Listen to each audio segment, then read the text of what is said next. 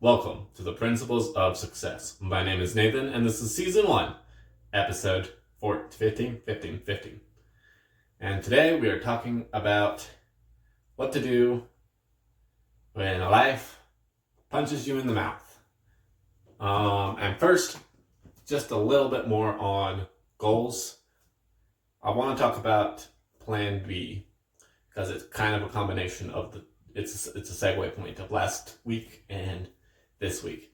And there's a quote I like by Will Smith, and it is, Plan B only distracts from Plan A.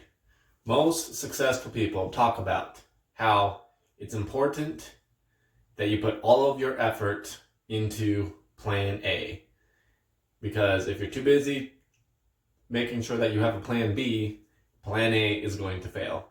Another great example is Tony Robbins likes talking about how the conquistadors conquered Central America. And it was that supposedly they burned the boats, because then there was only one or two options: either conquer the New World or die. And so when they were left with no other option, they were able to muster everything they had. They gave it all they had, because they knew if they failed, they were going to die. So that's a great way to ensure that Plan A is more likely to succeed. However, there's two caveats with that. One, you can't just say that you're going to burn the boats and then lollygag about achieving your Plan A. It's either, when you have that kind of setup, it's either you're going to succeed or you're going to die trying. And then the second caveat is, sometimes a Plan B is a nice way to relieve stress, so that way when life's throwing all of its curved balls, you don't shut down from the stress of it all. And that's where Plan B has a role. However, make sure that your Plan B doesn't interfere too much with your Plan A. So a great example for my Plan B for pretty much everything is getting a job in some sort of blue collar work. I have quite a few at this point that I can go into. And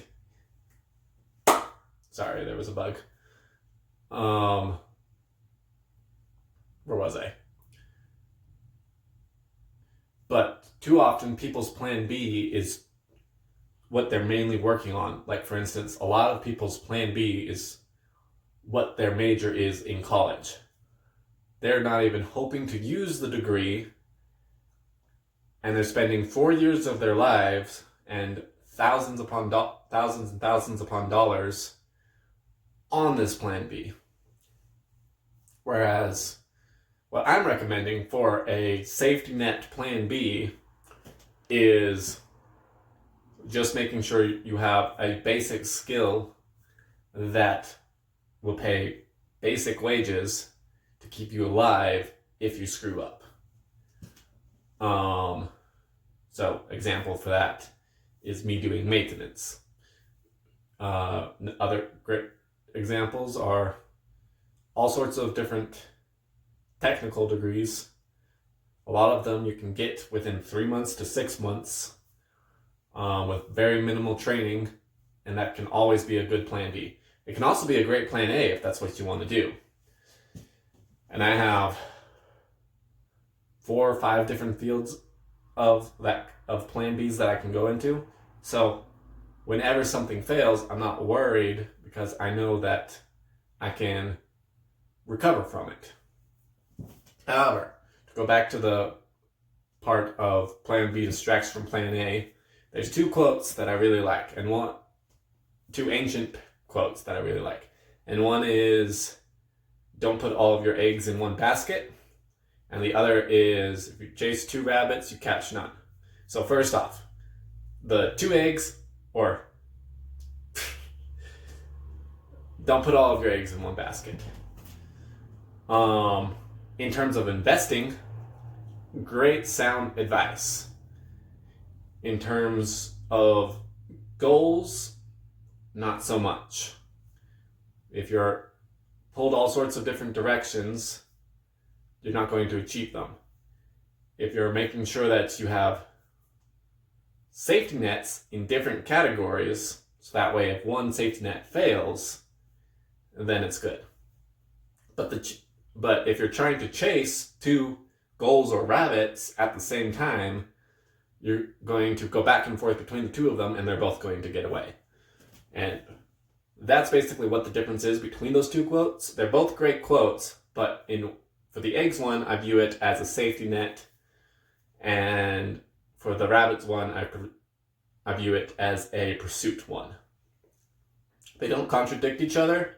They're just talking about different aspects in life.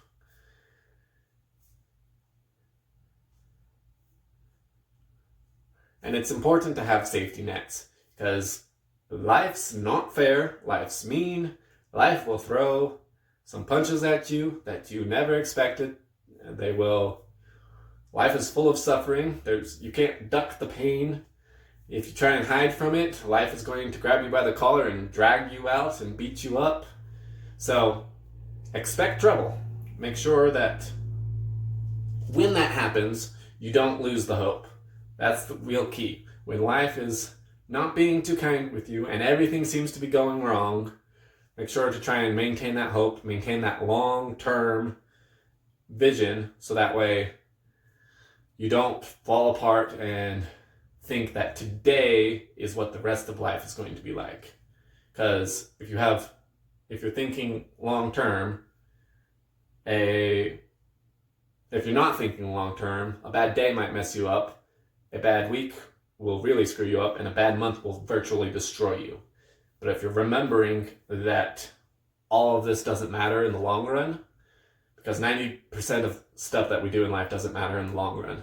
If you remember that, and keep that hope that life will keep getting better as you keep working on yourself, keep growing, keep improving your lot in life, then you will be able to maintain that hope and keep striving forward through the tough times.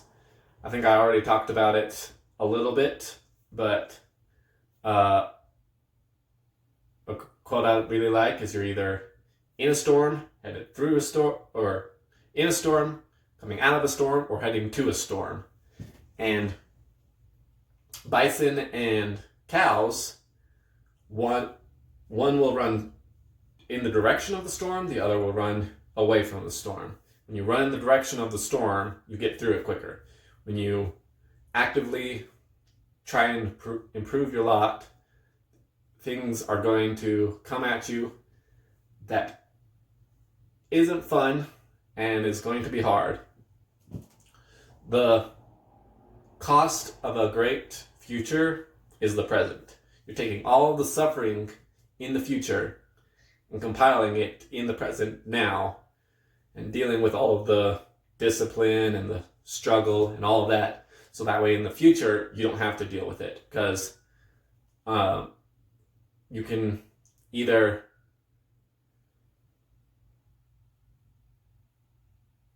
have short-term pleasure at the cost of happiness, or you can have long-term happiness at the cost of short-term pleasure. That one's actually one of mine. And basically what that's meaning is you can do what's easy now and your future will be hard, or you can do what's hard now and your future will be easy. So when you're striving to improve, it's going to seem like life is so much harder than it is when you're not trying to improve, because you're taking all of that future struggle and doing it all right now instead of spreading it all over time. So when you overcome those struggles, life gets smoother and smoother as you go along. So just remember that, keep up the hope that even if it seems hard right now, and if it seems like it's virtually impossible right now, if you keep going, it'll keep getting easier and easier and easier. Partly because you keep getting better, and partly because you slowly gather more resources. and learn from the hardship. Don't dwell on the past. We talked about that already. But as you're struggling through that, take what lessons you can, keep the vision, and keep moving forward. And when you're planning your vision, when you're planning your goals and stuff like that, a great way to combat stress and stuff like that is figure out what the worst case scenario could be. If it's not that bad, good. If it is bad, work on finding ways to mitigate it. So I've had multiple projects where the worst case scenario came true. But because the worst case scenario is something I could deal with, I'm still fine. And in other circumstances where the worst case scenario might be something that will utterly screw you over, you might evaluate whether it's worth taking that risk or not. Because I don't know if I've talked about this already, but successful people take risks, but they don't view themselves as risk takers. They'll take micro risks to make sure that they keep improving and keep growing, because you can't improve and grow your business, relationships, all of that without taking risks.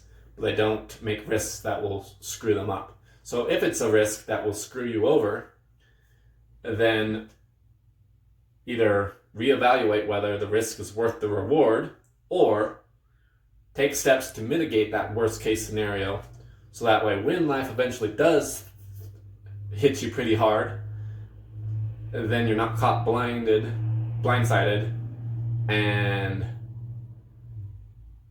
spiral down into a nice pit of despair.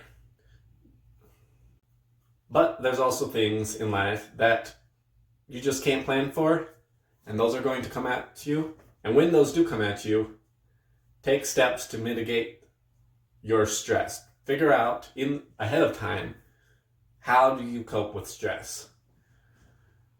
I'm still working on that, so I don't really have any advice for you, but if you figure out how to slowly mitigate that stress to cope with stressful situations, as unforeseen things come up, you're able to make sure that you're still able to function even if you're going through the midst of a super stressful situation. And when you are going through situations like that, just remember that they don't last forever.